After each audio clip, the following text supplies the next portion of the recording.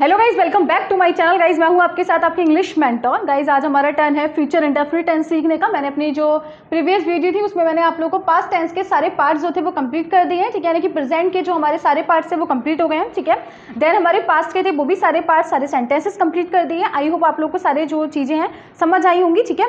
Next turn है हमारा future के बारे में सीखने का, ठीक है। मैंने बताया था, पहले भी बता रखा है, again I am telling you. Future tense के 4 पार्ट्स होते हैं, future indefinite tense, future continuous tense, future perfect tense and future perfect continuous tense, ठीक है। तो आज हमारा टर्न जो है वो है फ्यूचर इंडेफिनिट टेंस सीखने का, ठीक है।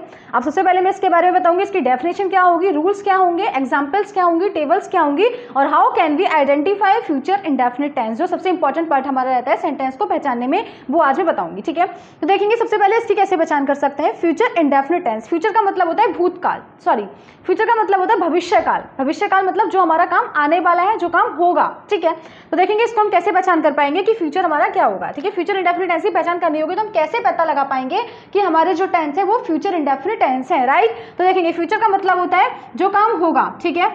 गा गी गे, ठीक है। मैं खाना खाऊंगा तो क्या होगा, अभी उसने खाना खाया नहीं है, ना वो खाना खा चुका है, ना वो खाना खा रहा है, वो खाना खाएगा। यानी कि काम जो हो रहा है भविष्य में होगा, क्या होगा, भविष्य में काम होगा। तो जिन सेंटेंसेस के लास्ट में गा गी गे वो हमारे फ्यूचर इंडेफिनिट टेंस कहलाते हैं, ठीक है। आई होप समझ में आई होगी हमारी बात, ठीक है। यानी कि इसकी पहचान अगर हमें करनी होगी तो जिन सेंटेंसेस के लास्ट में गा गी गे वो टेंस हमारे फ्यूचर इंडेफिनिट टेंस कहलाते हैं, ठीक है। अब इसकी डेफिनेशन क्या होगी, लेट्स सी।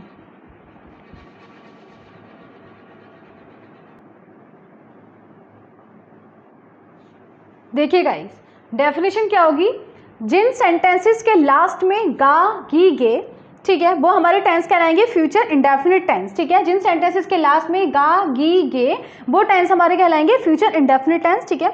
अब इसकी जो हेल्पिंग वर्ब होगी, हेल्पिंग वर्ब है विल और शैल, ठीक है। यानी कि फ्यूचर इंडेफिनिट टेंस की जो हेल्पिंग वर्ब होती है वो होती है विल और शैल। अब कहाँ पर विल यूज करेंगे और कहाँ पर शैल यूज करेंगे, आइए देखते हैं, ठीक है। तो he she you they and name के साथ में वी विल यूज विल, यानी कि इसके साथ में हमारा विल का यूज होगा। एंड आई और वी के साथ में हम यूज करेंगे शैल का, आई और वी के साथ में हम शैल का यूज करते हैं, ठीक है। और वर्ब की फर्स्ट फॉर्म का यूज करते हैं, ठीक है। फ्यूचर इंडेफिनिट टेंस में वर्ब की फर्स्ट फॉर्म का यूज करते हैं। Helping verb of future indefinite tense is will and shall. With you they he she it name we will use will, ठीक है। And with I and we will use shall, ठीक है। तो I hope इतनी बात आप लोग को समझ में आई होगी। अब इसके एग्जाम्पल लेते हैं और इसकी टेबल लेते हैं, ठीक है, जिससे कि आप टेबल की हेल्प से आप लोग सेंटेंस को इजीली मेक कर पाएंगे, ठीक है। देखिए गाइस, अब इसके अंदर क्या है, टेबल क्या होगी, ठीक है। सब्जेक्ट देन विल या शैल, यानी कि दोनों में से एक लगाएंगे, वो मैंने बता दिया कहाँ विल यूज करेंगे एंड कहाँ शैल यूज करेंगे, ठीक है। It depends on your subject, right. Then first form of verb then object, ठीक है। उसके बाद हमारा क्या है, जो हमारा एग्जाम्पल है राम खाना खाएगा, तो सबसे पहले क्या करेंगे, सब्जेक्ट, ठीक है। सब्जेक्ट क्या हो जाएगा, राम, और राम के साथ मैंने बताया था नेम के साथ हमें यूज करना पड़ेगा विल का, ठीक है। तो खाना खाएगा विल और देन ईट द फूड, ठीक है। तो इस तरीके से हम सेंटेंस, अगर अफर्मेटिव सेंटेंस है तो हम इस तरीके से बनाते हैं, ठीक है। तो ये टेबल का स्क्रीनशॉट ले लीजिएगा, क्योंकि with the help of this table you will be able to form the sentences easily, ठीक है। अब हमारा नेगेटिव सेंटेंस कैसे होगा, नेगेटिव देख लेते हैं, ठीक है। इसका स्क्रीनशॉट ले लीजिएगा। अब देखिए नेगेटिव में की बात कर रही हूँ, ठीक है। नेगेटिव में क्या हो जाएगा, सब्जेक्ट प्लस विल नॉट या फिर शैल नॉट, ठीक है। ये वाली बात ध्यान रखेंगे, सब्जेक्ट प्लस विल नॉट या शैल नॉट, फिर then first form of verb then object, ठीक है। जैसे राम खाना नहीं खाएगा, ठीक है। अगर आ जाता है राम खाना नहीं खाएगा तो मैंने क्या बताया, सबसे पहले subject Ram then will not, ठीक है। तो क्या आ जाएगा, will not eat the food, ठीक है। तो इस तरीके से अगर हमारा सेंटेंस निगेटिव है तो विल नॉट और शैल नॉट लगाकर हम सेंटेंस को बनाते हैं, ठीक है। अब बात आती है इंटेरोगेटिव सेंटेंस की, इंटेरोगेटिव सेंटेंस कैसे बनाते हैं, ठीक है।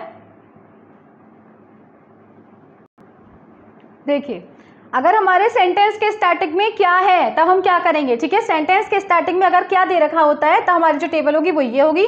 सबसे पहले हम विल और शैल लगाते हैं। मैंने पहले भी बताया था, जब भी सेंटेंस के स्टार्टिंग में क्या होता है तो ये जनरल रूल है कि हमें हेल्पिंग वर्ब सबसे पहले लगानी पड़ती है, ठीक है। और हेल्पिंग वर्ब क्या होती है फ्यूचर इंडेफिनिट टेंस की, विल और शैल। तो यहाँ पर हमने विल या शैल लगा देंगे, ठीक है। विल और शैल में डिपेंड करेगा कि हमारा सब्जेक्ट क्या है, ठीक है। नेम है ही शी इट नेम है, ठीक है। यू है दे है तो हम विल का यूज करेंगे, और वी और आई है तो हम उसके साथ में शैल का यूज करेंगे, ठीक है। Then subject then first form of verb then object, ठीक है। तो अगर हमारा क्या शुरू में होगा तो हम ऐसे इस तरीके से सेंटेंस को फॉर्म करेंगे, राइट। देन अब मैं इसका एग्जांपल ले लेती हूँ। जैसे मैंने बताया था, क्या राम खाना खाएगा, ठीक है। तो देखिए क्या हो जाएगा, स्टार्टिंग में क्या दे रखा है, सेंटेंस के स्टार्टिंग में क्या दे रखा है, और अगर सेंटेंस के स्टार्टिंग में क्या है तो हम विल और शैल पहले लगाएंगे। अब विल और शैल कैसे डिफाइन करेंगे, तो हमारा राम है, राम एक नेम है और नेम के साथ में हम विल का यूज करते हैं, ठीक है। तो आ जाएगा विल देन राम, ठीक है, then first form of verb eat the food. और क्वेश्चन मार्क साइन लगाना बिल्कुल नहीं भूलेंगे, क्योंकि इंटेरोगेटिव सेंटेंस जब तक नहीं कहलाएगा जब तक हमारा साइन हमने इंटेरोगेटिव क्वेश्चन मार्क साइन नहीं लगा रखा है, ठीक है। तो ये लगाना बिल्कुल नहीं भूलेंगे। तो इस तरीके से हम जो नेगेटिव इंटेरोगेटिव सेंटेंस में अगर क्या स्टार्टिंग में होता है तो हम सेंटेंस को परफॉर्म करते हैं, ठीक है।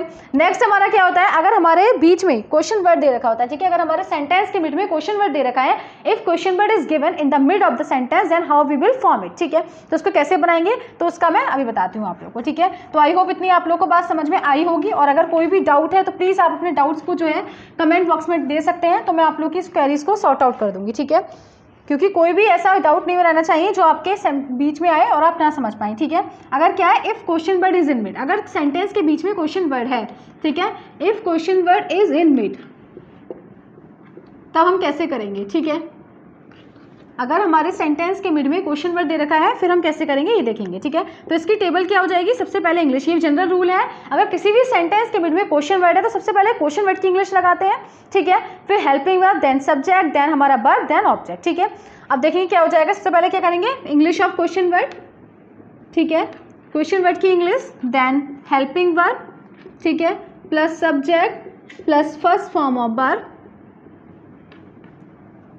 देन ऑब्जेक्ट, और दोबारा बता रही हूँ क्वेश्चन मार्क साइन लगाना बिल्कुल नहीं भूलेंगे, ठीक है। अब इसका एग्जांपल ले लेते हैं, कैसे, जैसे मैंने लिया था राम खाना क्यों खाएगा, इसी में ले लेते हैं, राम खाना कब खाएगा लिख देते हैं, चलिए, ठीक है, कब खाएगा।